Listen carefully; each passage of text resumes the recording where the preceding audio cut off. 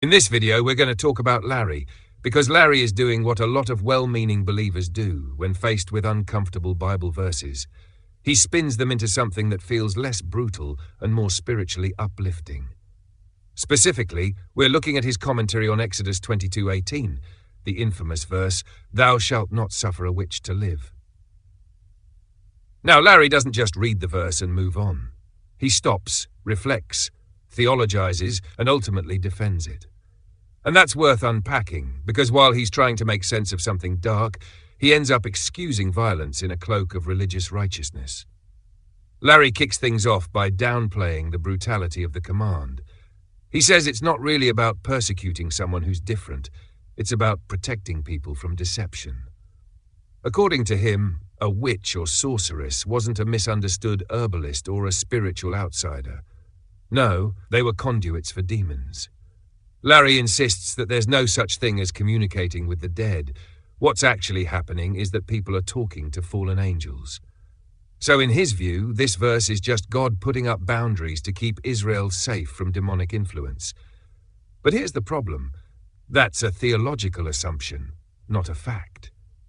It's Larry's belief dressed up as truth, and it demands you accept his worldview just to understand the logic of the verse.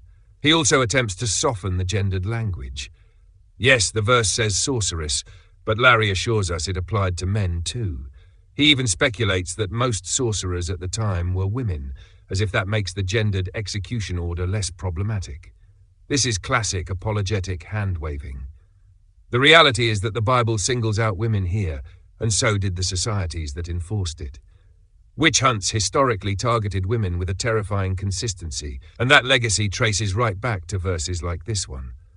To further cushion the command, Larry reminds us that ancient Israel was a theocracy. God, not a president or parliament, was in charge. So in that context, he argues, death for sorcery made sense.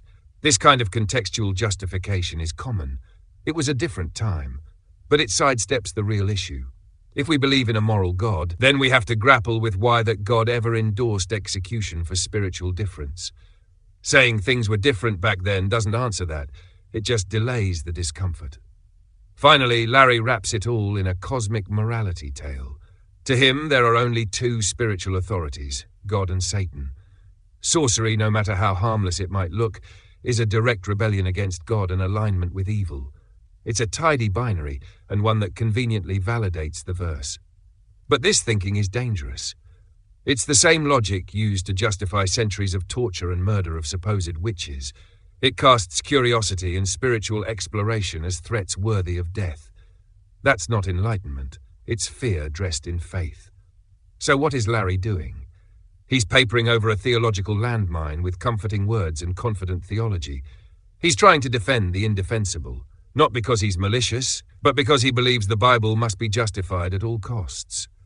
But sometimes, the best way to honor truth is to admit when something in the Bible isn't defensible. Because excusing ancient cruelty with modern devotion doesn't make it any more divine, it just makes it more dangerous.